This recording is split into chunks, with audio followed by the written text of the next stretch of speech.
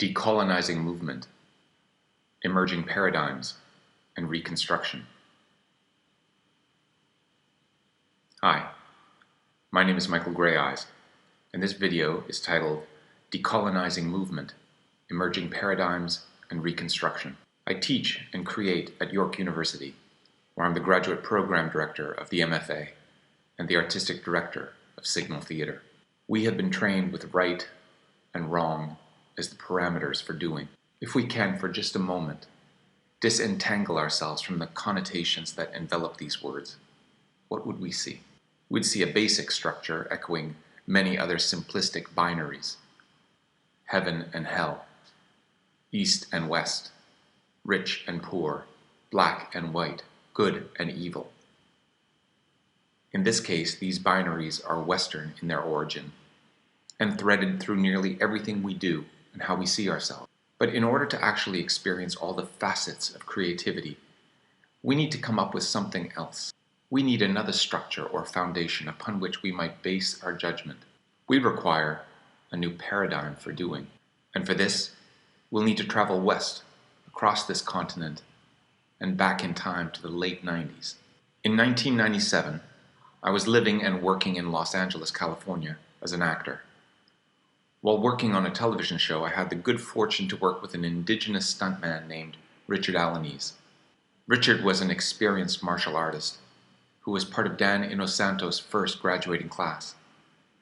Dan Inosanto, for those of you not raised reading Black Belt magazine in the 1970s or 80s, was Bruce Lee's protege, who assisted Lee in the development of Jeet Kune Do, a new martial art created by Bruce Lee to address how static forms, such as Kung Fu, could be revitalized through change and innovation. Richard talked to me about a lot of stuff, but what I remember most is his statement that each and every culture had its own martial art.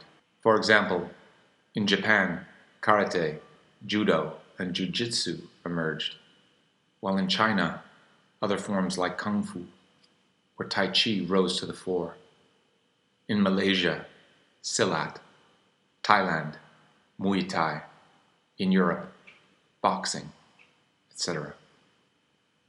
Alaniz asserted, of course, that we, the indigenous people of North America, had our own systems, but that today these martial arts were mostly lost, remaining only in vague descriptions like Indian wrestling. I was fascinated by this idea. Richard's training at the Inosanto Academy was eclectic. Inosanto himself, Richard explained, traveled the globe to study martial arts where each form had developed. Returning to the US, he expanded the ideas of Jeet Kune Do to create an even more comprehensive system. This hybridization and cross-pollinating of ideas and techniques literally birthed the MMA, or mixed martial arts, movement. This eclecticism in martial arts is not unique.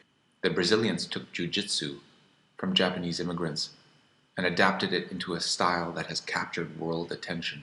Russians did the same, calling their form Sambo, and on and on. Richard went on to describe how this breadth of training led him toward an investigation of indigenous forms, and ultimately a recuperation of the form itself. Alaniz articulated how takedowns, like leg sweeps and shooting, must be incorporated.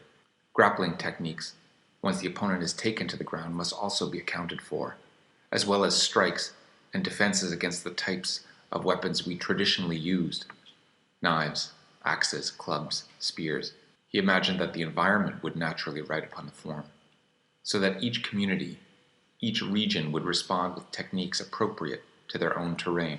Long before I began an examination of the colonial foundation of my own physical training, I witnessed another artist articulate a methodology for recuperating our cultural past.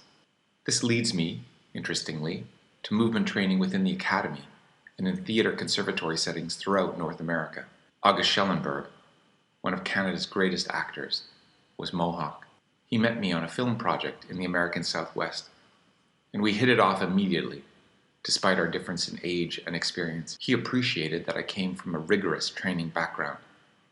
In my case, the National Ballet School in Toronto, while he had attended Canada's prestigious National Theatre School. We both studied classical ballet, which was, and still is, a lingua franca in the Western training canon.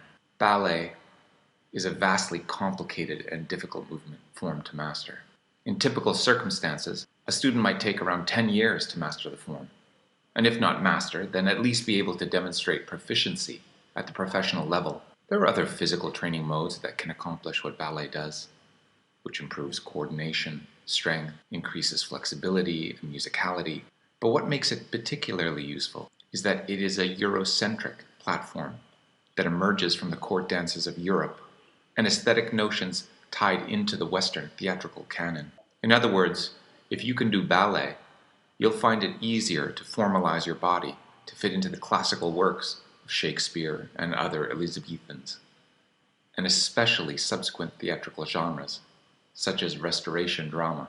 As I said in a keynote speech I once gave on the matter, classical ballet can help a 21st century kid from Scarborough or Timmins stand around the streets of fair Verona like they belong there. But here's the catch. I don't want to stand around on the streets of fair Verona, unless of course you fly me over there for a holiday. I like Romeo and Juliet, don't get me wrong. I just don't want to dedicate my career to performing in it or works like it. I want to do plays from my community. I like playing Indians. It's why I perform and make theater in the first place. But there's a more pernicious reason to avoid such training. It's called neuromuscular patterning. It's how our bodies learn to do anything. We create pathways in our minds by performing physical actions. The doing and thinking become one intertwined thing. When I, as an adult, tried to learn grass dancing, one of our traditional dance forms, it was hugely problematic. Even though I had grown up watching it, hearing the songs, my body was programmed to do something else. Sadly, I might as well have been Louis XIV out there in the power circle when I first began.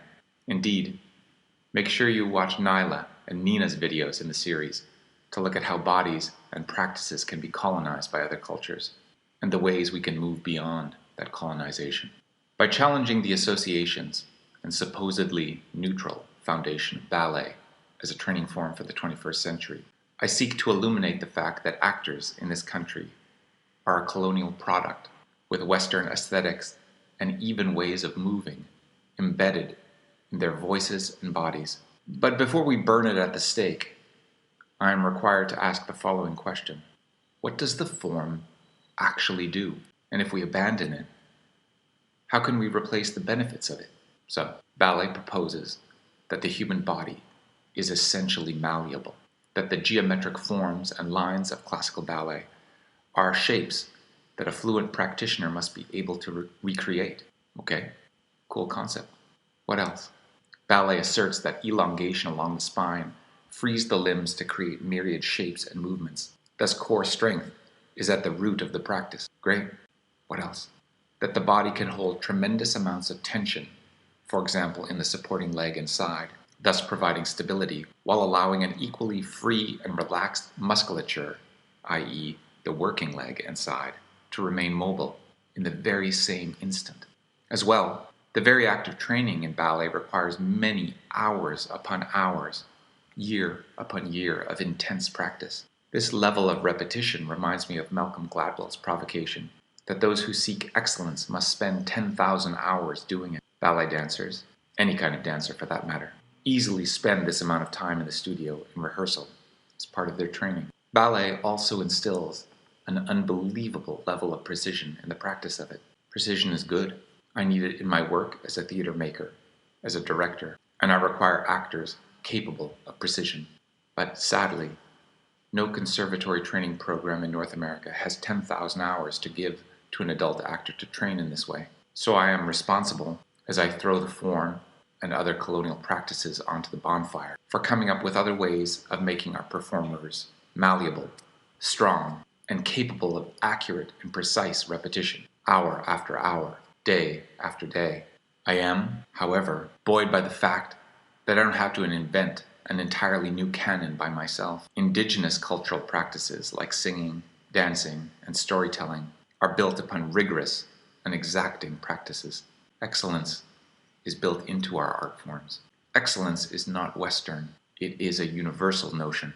So I imagine that with such pathways to excellence already mapped out by our traditional practices, I only have to add in other layers and systems to achieve similar ends. I follow the eclectic approach proposed by Dan Inosanto and Richard Alanese as I seek to craft a new actor training. I use the methodology of Japanese director Tadashi Suzuki, whose form is a hybrid of kabuki and no, dance, and martial arts. Viewpoints, a non-hierarchical form developed by Mary Overly and subsequently re-articulated by Anne Bogart and Wendell Beavers. Gyrokinesis, a somatic alignment and movement practice derived from yoga, swimming, dance, and gymnastics, developed by Julio Horvath, and devising my own exercises that promote visual acuity, repetition, accuracy, and malleability. And this is only a starting point toward a new paradigm. But even as I introduce students to these forms and apply my sense of rigor to their work, they get frustrated with their progress and retreat from the work and respond by saying they're getting caught up in doing it right, shutting down when they're wrong. So I see a temptation to throw the baby, doing something accurately or with rigor, out with the bathwater, colonial system.